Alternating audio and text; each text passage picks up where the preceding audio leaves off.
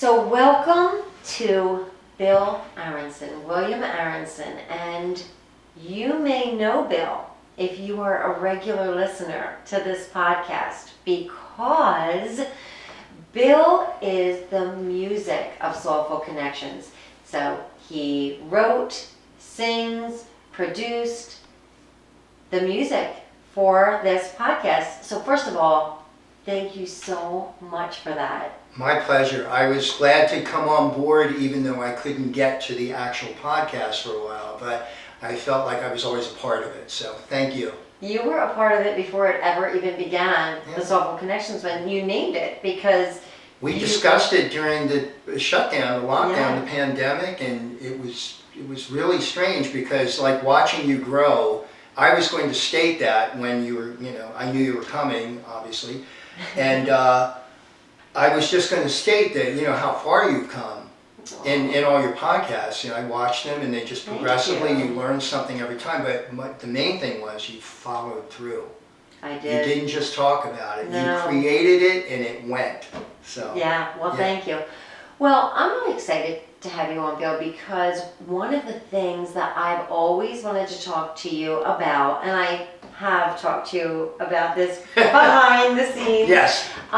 I'm always enthralled and intrigued when somebody has a passion like you do for music and they don't let it go. Speaking of follow through, they follow that passion and they keep going. So, first of all, what is that? What keeps you going? I think it's the creative aspect. I've been involved in many different things, covering other people's songs, for a living, creating my own stuff, basically in my basement and nobody would hear it. But then I was able to start sharing a little bit of that and I realized that it's something that never, if you really truly love it, I had aspiration. I still have aspirations. Things still happen over the course of years. But I always, the brass ring, I always thought that at some point I would be touring by the time I was in my late 20s. And for all intents and purposes, the band that I was in at the time, we were being groomed for that, professional management, all of that. But then when that goes away and then you start realizing what you really like doing it, like the purpose of it was to create something. And I really got into songwriting, and once I got multi-track capabilities and could start layering my own music and be self-sufficient, I went, gangbusters on it. And I just love the process. And at my ripe old age now, About 22. Yes, thank you. I'm still into it, and I'm into it as much. And the person that's here with us right now, George Ade, that helped us set all of this up. He is just one of a posse of people that we all interact and write songs with each other, and to this day, it gives us purpose to still go out and enjoy each other's company, enjoy creating music together. So it never ends. Okay, so I'm going to take it way back to the beginning of little Billy's life. So, when did music enter the what was your childhood like? Can you just share a little bit of what growing up was like? So I was born down south. I didn't even get up into this area until 1969. So I was born in North Carolina.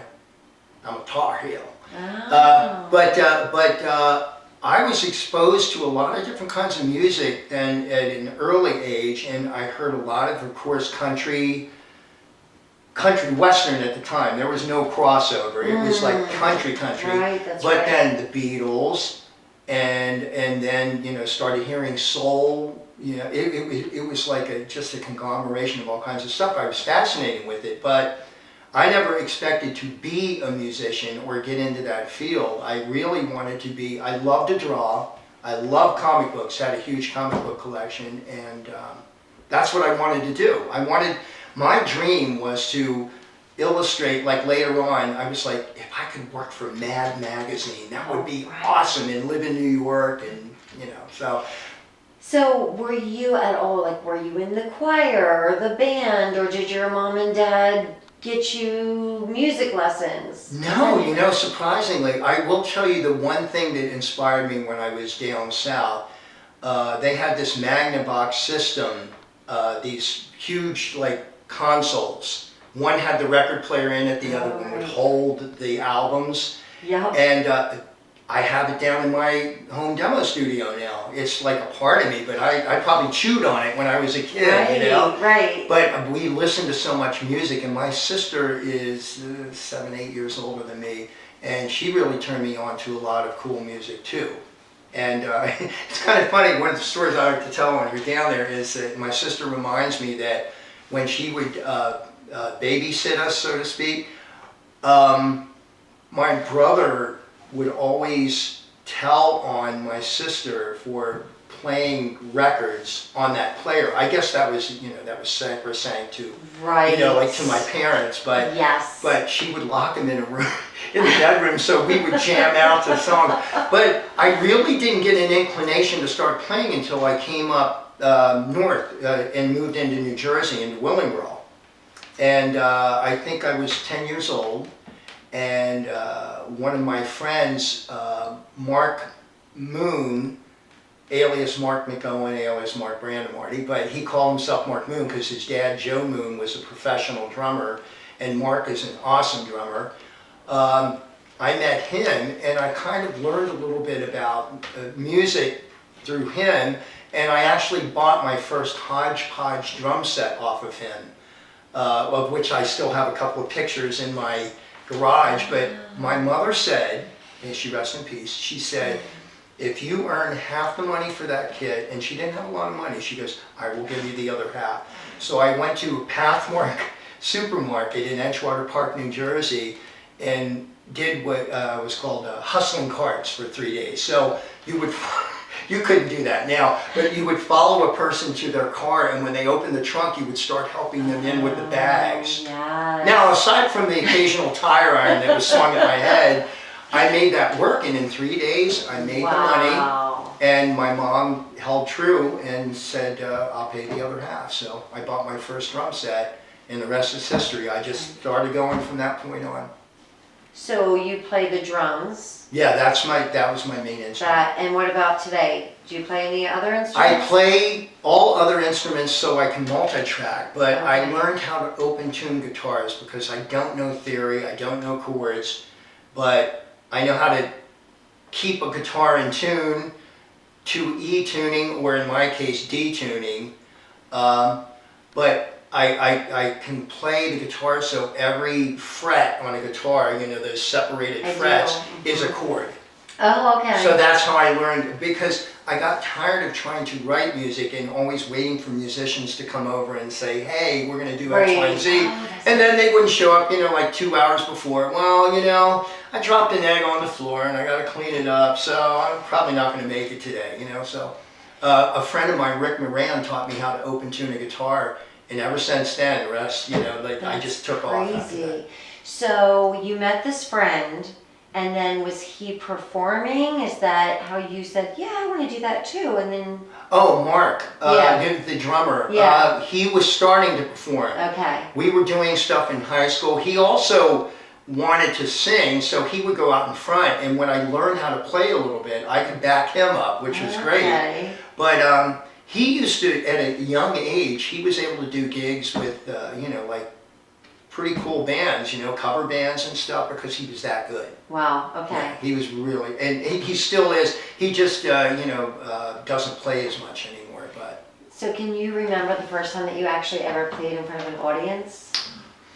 I'm trying to recall. It's very hard to remember because it's just like all such a blur. But Yeah. I believe it was probably in junior high when the first significant audience. Okay. And my friend Mark, he had grand ideas, and we had like strobe lights and we had black lights, because back in, you know, the 70s that was the thing, right? Right. And he even found this headstone somewhere, you know, like it was kind of, the name of the band was Armin, I think, or something. But anyway, he did this one song. He wrote called Rising from the Dead. You know, it was this concept. It's almost like Alice Cooperish. Right. And he laid back, and the tombstone was behind him. It was an antique, like an ancient tombstone from, I don't know if he found it in a graveyard, like knocked over, but I never asked. But anyway, he popped up and he was singing as he was coming up. Oh my and you know, the black lights were Meanwhile, going. you're in junior high. Yeah, but the kids, like our course. peers, loved it. They I were would like, think, yeah. and yeah, so that was probably one of the biggest audiences. And Wow. ironically, I had digestive issues when I was a kid, and when I went to auditoriums early on, before I really started playing on a regular basis, the thing that made me the most sick was loud music. I could not sit in an audience and watch a band. I would get nauseous, and I'd have to run in, I'd have to run to the bathroom, and I would actually get physically ill. So I don't even know how this happened. Isn't Where's that the transition? Crazy?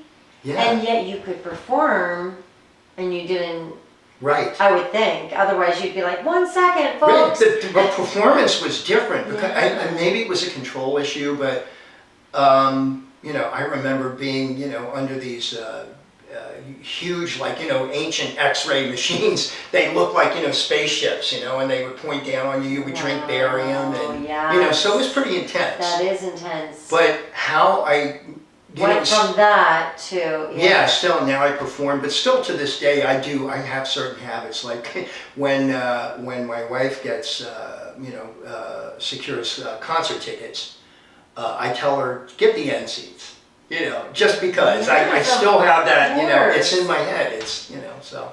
But I love playing, and I love seeing concerts. I've seen a zillion of them, you know, over the years, once I conquered that. Yes, wow.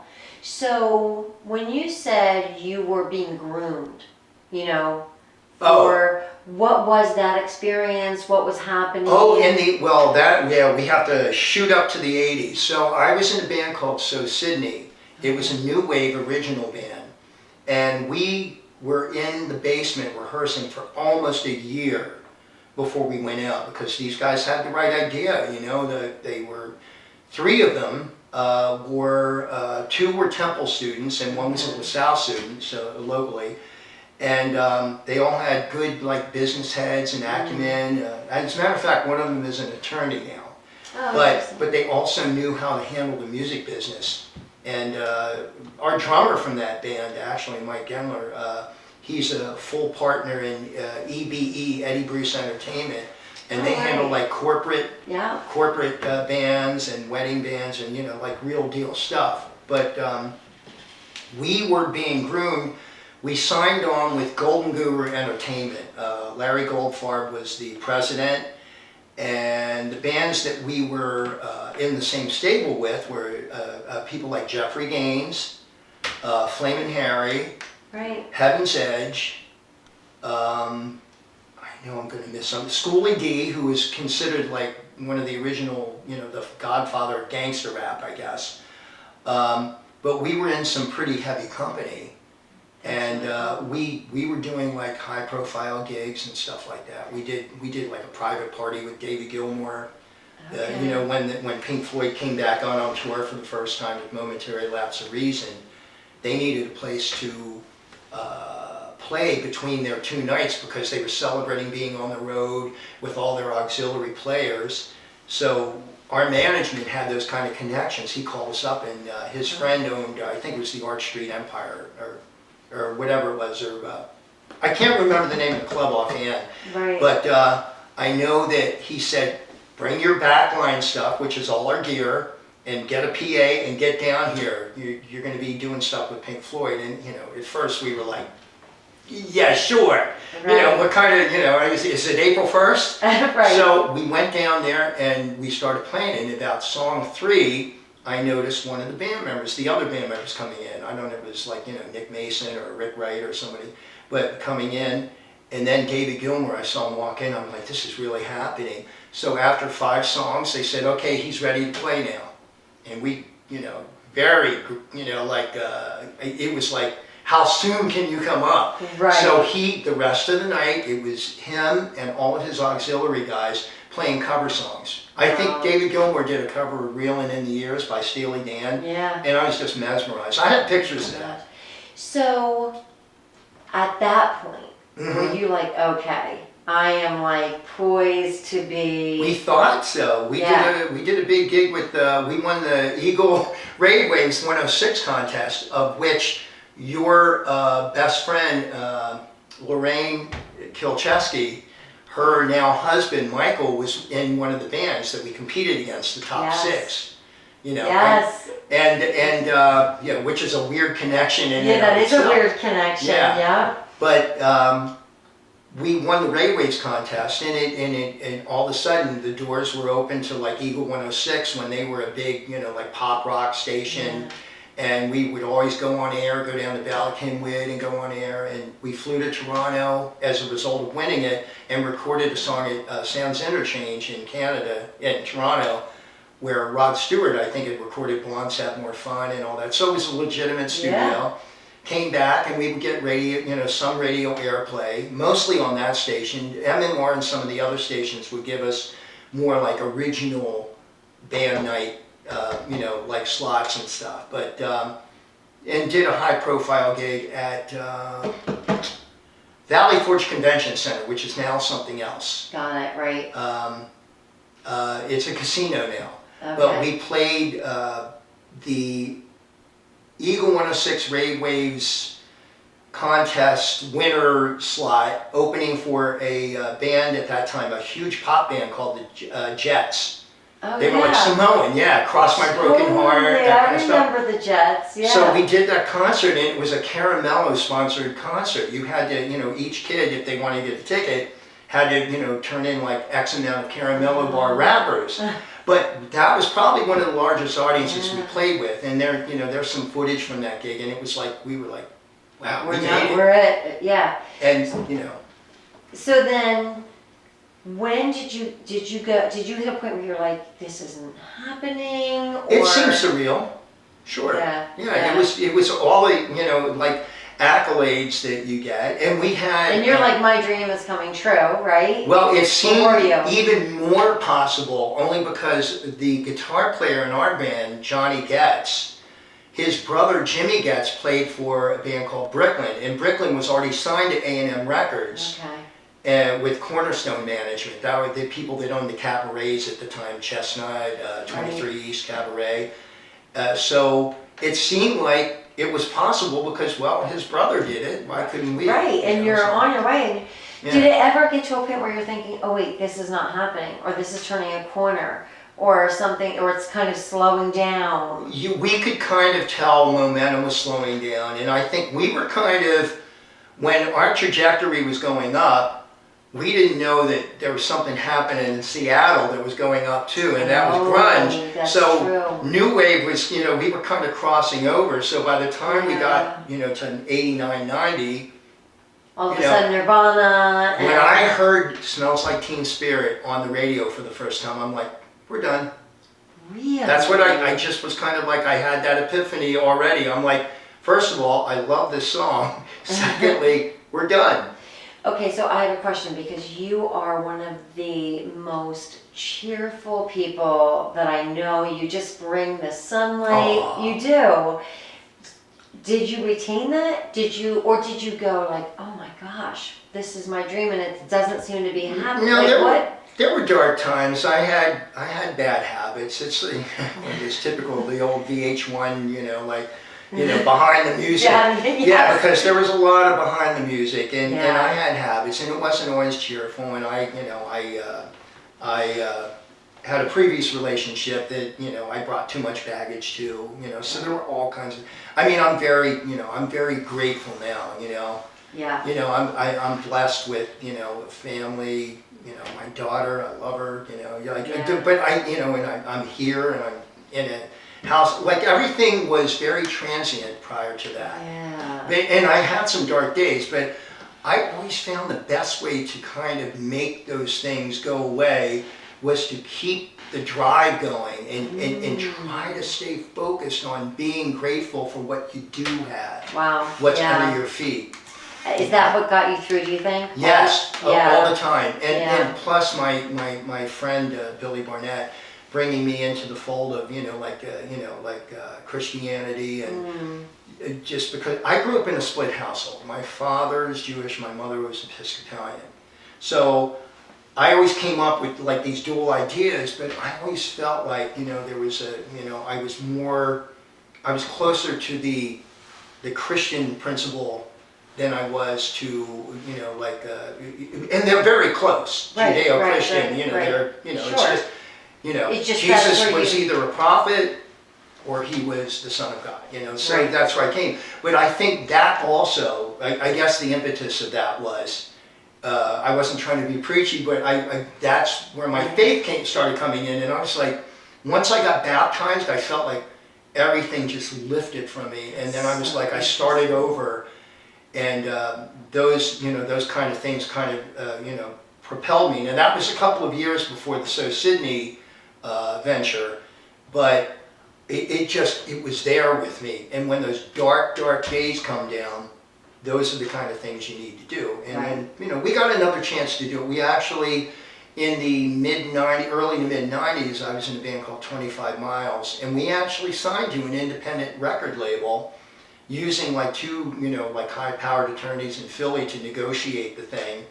And we recorded a complete record, what would have been a record up in Long Island, New York. We had to take several trips, with that Verrazano Bridge traffic, which I can just go. The worst. But I scream. Like I think I actually scream while we're going over yeah, there. so because you can't go anywhere, you can only No, scream. we're never gonna make it.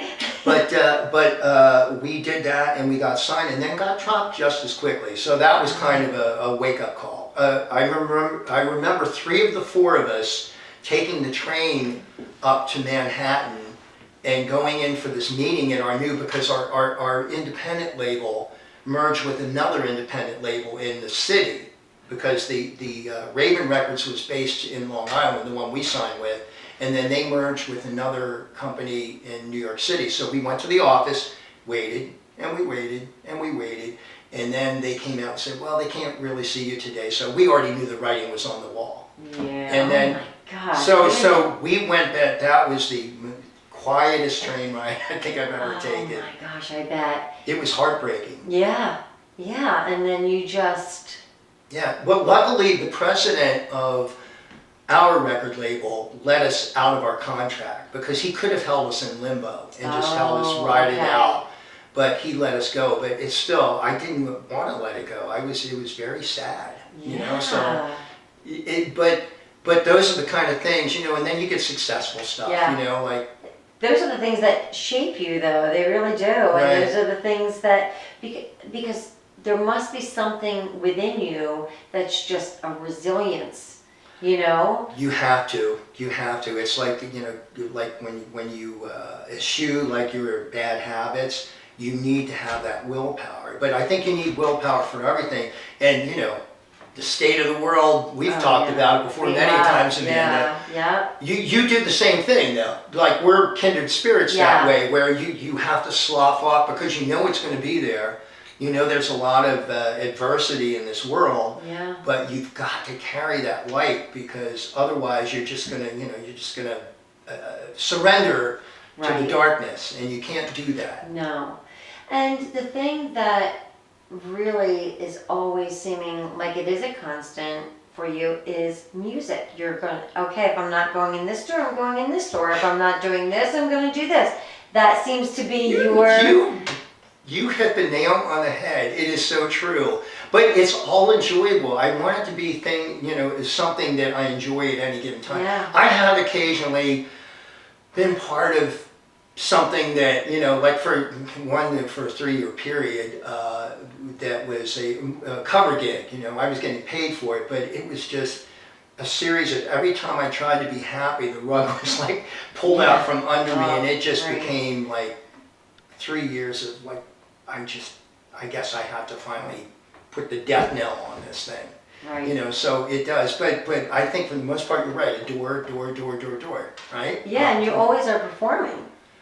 Well, And I know this because I tried to do the podcast and you're always busy. You're always performing somewhere and you're always creating and you're... well, that's funny. You know, like I can say that you were, you tried to be instrumental. You were right there with me with my Wawa jingle. Yes. When after I met Chris Geisens. Yes, the CEO of the CEO of Wawa, courtesy of you in the chamber when you worked for the chamber. Give me that DVD, or the CD, we'll get that to him, yeah. Yes, yeah. And we did.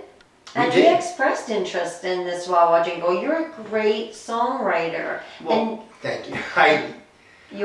I thought that I'd get more mileage out of that, and I do still appreciate that you really tried to push that. And you actually pushed it across the table, but he already knew who it was. Yeah. Which was even cooler, Yeah. so, Yeah. Before we go. Yes. No, there's one more little Yes, thing. but you did. Yeah, yeah. I like the way that you sidled in there, but. Yeah, always, always. What about, so all of the things that you've experienced, you're now, you're a husband, you're a father, you're a community person, you're a business person. Yeah, well, my day job kind of, at True Brew Coffee Service, which is how I met you. Yeah. And Brad and everybody at the chamber. Sally, yeah. Yeah, Sally. Yeah. Even Don, when Don was there, years ago. Absolutely, yeah. So, but that's how that all came about. But I met so many people, and I think that really opened my eyes to the fact that I've lived in this community in Doylestown since 1999, year before I was married to my wife Kim, and that's how I met so many people, and then all of the cross, it's like a basket weave. It's so true. The connection. Yeah. Once again, the connection that keeps, but that's what we talked about initially. Which I didn't even know we were talking about it, Bill, until you sang the song. I'm like, were we talking about that? Yes, we were. and even during the pandemic, I think the loss of connection was what really was, hurtful. Yes. It was very tough on, especially we're social creatures. We're connectors, yeah. It was very tough to live without that for a while. So what do you tell your daughter, you're a father, do you give her any advice about, I say, Chloe, clean your room. Yeah. That's what I say. Aside from that, okay. Wait, does she actually do it? Because I need tips if that. You know what? Works. I will tell you, Amanda. If more bees with honey than vinegar, right? Yes. So if you're, good about it, yeah, she does. Yeah, She's a good kid. Yeah. She studies hard. That's great. But I do give her advice because she is in choir now, and she's pursuing more music related classes in her high school, and she is learning. She's hung around all of us long enough where she knows what the dynamic is, and she'll ask for advice every once in a while. And her mother isn't such. She graduated from Berkeley in Boston. School of Music with a degree in music production. So she's surrounded by music. Yeah, she is. So she can't help but at least have some kind of interest. She's probably got it in the DNA, and she's also got it in just the air that she breathes living with both of you, I'm sure. Yeah, pretty much. So what are you working on now? You're working on new music? All kinds of stuff. Yeah, so we... aside from the stuff that we do with, like we mentioned earlier, George, our third party here, That's right. You can't see Jeff him, Lohan and Billy Barnett and Doug Kilgariff and all of our mutual friends, we're working on a song now that we've almost finished with our pal Joey Stout. And there's another weird thing. So the studio that I'm working at now, I record a lot of my stuff down in the basement, and then I transfer it to this guy's studio, Joey Stout. But the way that I met Joey Stout was through the guy that taught me the open tune guitar thing, Rick Moran. And I recorded there, but also Joey, apparently my wife's first job years ago out of Berkeley, back in the late 80s or early 90s, was a Cajun recording studio in Philly where Joseph Stout worked. So she knew Joe before I knew Joe. So weird. Such a You know, web. But that's what we're doing now. We're working on a song called Spite that Billy Barnett and myself, wrote and recorded back in 2019. Now he has a band from back in the Sydney era rather, called the Blenders. And I had become the unofficial drummer for the Blenders. So you become the unofficial drummer for the Blenders. Yeah, unofficial, official. Okay. Because the other drummer couldn't make it. I was always trying to, excuse me, talk these guys into a reunion. And so the reunion finally happened. We did a couple of small ones, but then we did a big one at a place called, ironically, The Union. So it was a reunion at the Union back in right. 2019, I want to say. And actually the opening band, it was some of my originals that I did with George, with Jeff Lohan, and trying to think of who else. Who was it, George? You can shout out that one. Doug Kilgariff, right, he did the first one.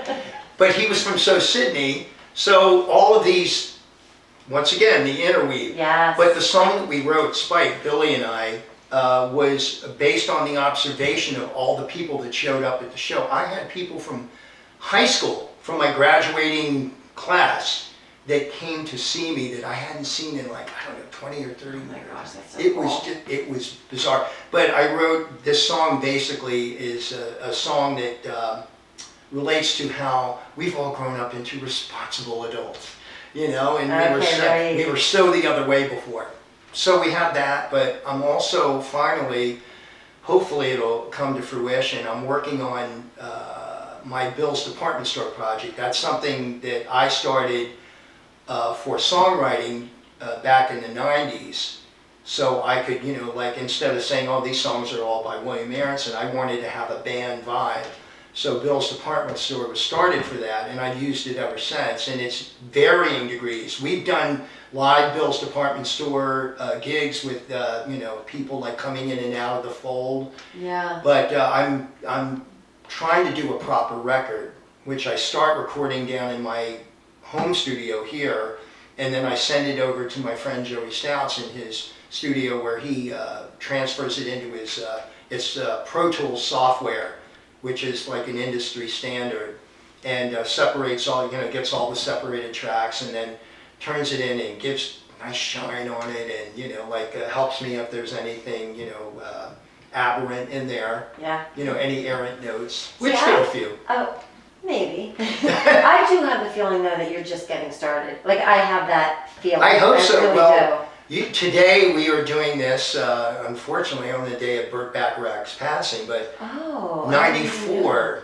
I believe Yeah. he was, but working into his 90s. See. You know, late Yeah. 80s, early Yeah, 90s. that's inspiring. You know, with grace, you know, Yes. hopefully I can get a few more years mileage out of my body. you Well, know. I was going to ask you what inspires you. What inspires me?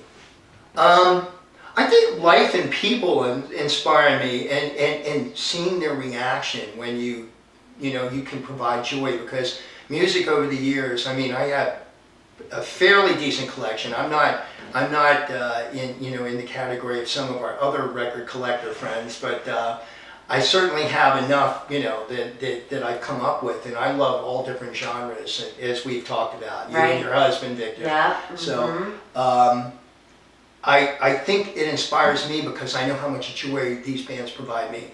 I think one of my favorite current bands over the past few years has been a band called The Killers, and we've seen them many a time, and I just get inspired. I get goosebumps when I hear some of the stuff that they produce, because it's kind of like he went into like this anthemic kind of Springsteen-ish vibe, which is awesome because I love Springsteen. So I love, you know, when I just feel that joy and that uplift, and I'm like, when times are dark, I see it all the time. I hear that music is a universal language. That, you know, it's almost like a trope. Yeah. And but it's true. I mean, it has basis in, you know, fact, because when people are at their darkest, sometimes something like that helps them out. And music So is the true. one uniter that seems, at least for a little while, That is temporarily so to do that. true, actually, now that you say that, Bill, because as divided as the world is, and it is really divided, you know, we can all agree on certain artists and we can all get Right. together. You're talking about a concert, people are all together no matter what perspectives they have. Right, in and life. they don't even know what their That's other right. person's perspective That's is. right. They're all out there, you know, pumping their fist and Yeah. doing what is now the, you know, the old lighter trick, you know, the Zippo. Now it's just the phone. Now it's just you the know, phone. Yeah. I I know. I'm old enough to remember the Zippos. Right. I was there when it was an actual Right. Zippo later. So the proverbial magic wand question. If you were given a magic wand and somebody said, okay, right now, I know that there are a lot of things that you might pick, but just for this moment, we're going to give you a magic wand and you can make one change in the world. You get to make one change. I'll tell you, it almost is a no-brainer. My general change would be to just make the world the idyllic place that you would hope it was, you know, like I always hoped it would be when I was like, with the naivete of a child, make it that kind of world where everybody just would, you know, like prosper, nobody would be angry with each other, and, you know, just, if I could wave a magic wand like that and make that all happen, and then, you know, and the environment would heal itself, Yes. you know, those would be the thing. That would be my general, because everything else is cake after that. Yeah. Yeah. You know, Yeah. you have human unity, because really it all starts there. If humanity is not getting along, you know, we always have to look over our shoulder, Yeah. unfortunately. Yeah, we are. Like you're just saying, we are all connected. It's like this hand is actually Right. having a war with this hand. Right. But they're the same, Right. you know, body. So it's kind And of crazy. yes, we are totally biologically the same. Yeah, yeah. You know, Really we crazy. just, it's when we start thinking about things, Yeah, and our perspective makes everybody different. yeah. So, you know, Yeah. that would be my magic wand. Love it. Well, Bill, number one, thank you for doing this. Oh. Thank you for having me in your beautiful home. Oh, thank you. Thank you for your behind the scenes friend, George. Yes. And thank you for the gift of your singing and your song that I get to hear all of the time on the podcast, and it makes me so honored that I get to have this gift. So You thank were you. very kind. I appreciate that, because it's, you know, hasn't always been that easy, so. Love it. And Thank you. thank you. Thanks for having me. Finally, we did it. We did it! Here, First this one! First one! There we go. More to come. Okay. George is in the next one. Okay, that sounds good. I'm sure they would all enjoy it. Yeah, I think so. We'll get the crew. Yeah. In the blink of an eye, it can all go away.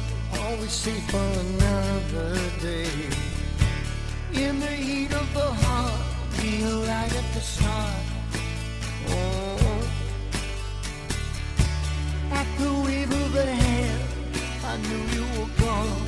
You would leave me to carry on. By the time you were through, I was suspended in blue. Can we change the conversation? Let's talk about connection.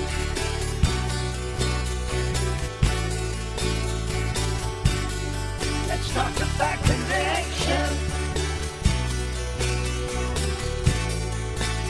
You and me, we need to find a new direction.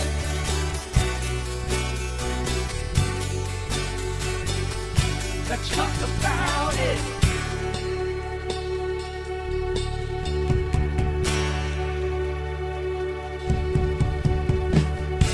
At the top of a hat, we chose to follow a path. Yet it led us nowhere. Where we had not a chance of finding our way back home.